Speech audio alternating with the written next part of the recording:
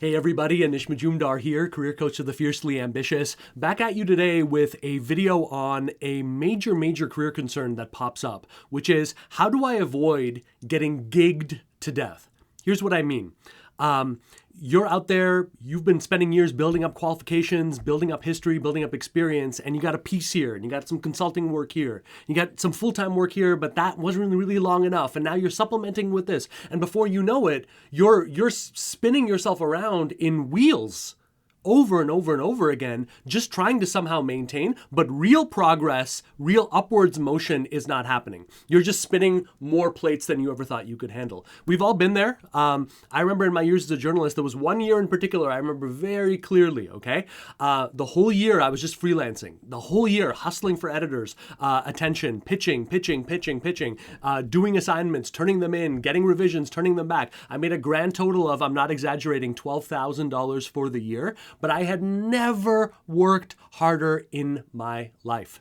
And this is a major problem. We'll see this in tech, for example, all the time. How many highly qualified tech individuals do you know that instead of arcing upwards for greater impact and influence, they're just stuck like this, just spinning, constantly overtired, constantly sacrificing family time and the rest, and constantly feeling dissatisfied. You might, at the end of the day, even cobble together a not bad amount of income, but no one wants to spend their whole life feeling like a rat chasing a piece of cheese and never quite getting there. So let's talk about how to break out of this. Let's talk about how you can avoid this trap and avoid this sort of negative side of the gig economy and use it for your terms. What do we mean by that? And let's just be really clear right from the outset, because if you know me, you know one thing I cannot stand is the bullshit of, and yes, I said bullshit, of all these false career coaches and gurus who don't know what the hell they're talking about, and they know it, and they're going to peddle their same crappy wares to you no matter what. I'm not interested in doing that. So what do we mean specifically about getting out of this? Number one, we want to charge more, right? It's not just impact. It's not just a title. It's not just altruism. We want more fair market value. We want to see that impact. We want to see those zeros, to be crass about it, after, those initial numbers. There's nothing wrong with that. That's one of the key things you can go after. Number two, increasing impact. A lot of times when you're out there, you're working 2, 3, 4 different types of jobs, types of roles. You're solving immediate and urgent problems, but there's no growth path for you there. There's no place that you can go after that. It is a one-off, one-shot thing, and that is deeply dissatisfying. I remember that from my days as an actor. No matter how good of a job you would do on any job, on a film, TV, whatever, play, at the end of the day, the run ends, you're back to square one. That's very frustrating to go through, right? So increasing impact, increasing how much we charge and our worth and how we're perceived, right? And finally, I would say increasing the total number of opportunities. A big part of the reason people get caught in this endless gigging, that goes on, is that they just don't have enough. So if I only have like one interview a month or 2 interviews a month, if I'm lucky, I don't have any real choice. If it's a yes, I got to say yes to it. What am I going to do? Sacrifice 6 months of my life, right? And my family's happiness and being completely broke. So I don't have a choice. So the end goal of all of this should definitely be arcing towards greater abundance for you, right? Greater opportunities. And one thing I want you to think about right now, okay? People think about opportunities as a linear thing, okay? It's both. Okay, there's outreach-based opportunities and there's incoming flow, okay? And I'm going to lead you through a couple of things that'll get the ball rolling for you there, but just to understand, you can be 1/10 as effective in one of these areas, but if you've got them both going in circularity, you have a massive leg up out there, okay? Regardless of your background, regardless of your skill set, okay? So, some specific tips here, okay? To break out of this. Number one, you got to stand for a higher outcome. Got to. There's no if, and, or buts about that. You must stand for a higher outcome. What does that mean?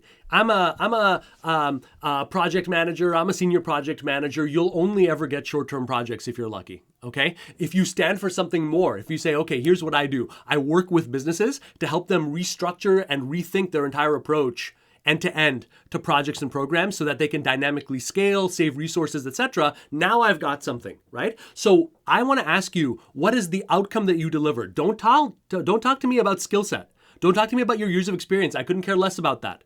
Tell me about the outcome. Tell me about the change that you make happen in any organization, and make sure that it is the highest possible ground that you can cover. If you're unhappy about the fact that you've been getting underpaid in the last couple of roles, chances are take a hard look at your brand and the signals you're putting out there. Are you standing for a higher outcome? Okay. And one other way that you can stand for that higher outcome is to make a promise to yourself that you're going to get real on Convo 1. The very first conversation you have with someone. There is no more getting to know you. There is no more networking for the sake of networking. That is not what a busy, in-demand expert who is busy making impact does. In any conversation, you should make a promise to yourself that we are going to talk about what is really going on here. Okay? What is going on at this company? I should come in there with questions designed to illuminate what is going on. What's the story here? What are you guys seeing specifically? And I want to see if I can dial this story into numbers. Because if I can turn a story, first gather it, and then turn the story into numbers, those numbers are more leverage than I will possibly need to get this done. Okay? So really ask yourself that. One other thing that you can say that'll help you stand for that outcome is have a series of steps that you've thought of. Basic umbrella shifts that you can take any company at any stage from here all the way to here. And at the end is that major outcome. And in between, we got all this goodness coming at you, okay? So I really want to challenge you to think in that way and then make your brand representative in that way, because that will really cut down on how many times you have these commodity-like discussions with people who really don't care about you as anything more than just a sum total of skill sets they can get for on the cheap.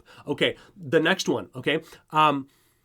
Take risks with who you're meeting and building relationships with. You don't really know, and few of us rarely know, who the perfect people are that are going to get our message and are going to say, absolutely, let's make it happen. We have a guess. I had a guess when I started out as a career coach. I was completely wrong. The demographics of the people that I work with every day, I could not have imagined it. Right? But they were the people who needed the help the most, and they were the people who resonate the most with my message, right? So take some risks there, okay? Why are you only shooting for networking with people who are at your same seniority level? Why? There's so much competition there. There's so much cutthroatness. Why not go all the way to the C-suite? Right? Why not build some relationships there? Why not have some fun talking with people across a wide spectrum, people who have nothing to do with your skill set? If you're in technology, maybe the people I'm talking to are high-level executives who don't have that word in their profiles whatsoever. That's fine. They don't have to know that that's the pain that they're in. They just have to have a degree of openness there, right? So taking some risks in terms of who you're building relationships with,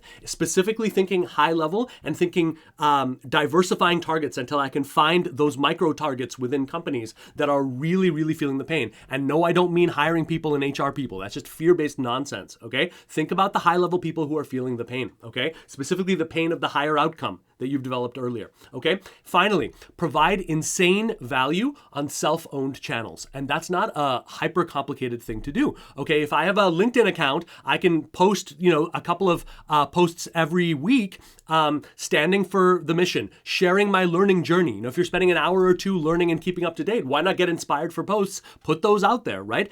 Control the narrative, control the voice, control the things that people see when they're pulling you up, and make sure that, again, it aligns with that higher outcome. It aligns with what you stand for. And hey, when possible, draw a big, clear line in the sand between what you stand for and what is right and what is wrong. Call out what is wrong. It is one of the strongest plays you can make to establish yourself as an authority in your own right, okay? Remember, goals charge more, impact more, increase the numbers, and these steps will help you get there. If you want to go further with this, I encourage you to hop over to helloanish.com, HELLOANISH.com, where you can get access to my masterclass, which will teach you the 5 shifts that you can deploy to get out of the job search trap forever. And you're going to find deeper videos and training there that you will not find anywhere else, and it's completely free. All right? It's helloanish.com. Keep the questions coming, guys. Keep going bolder and higher with what you're after. Talk to you soon.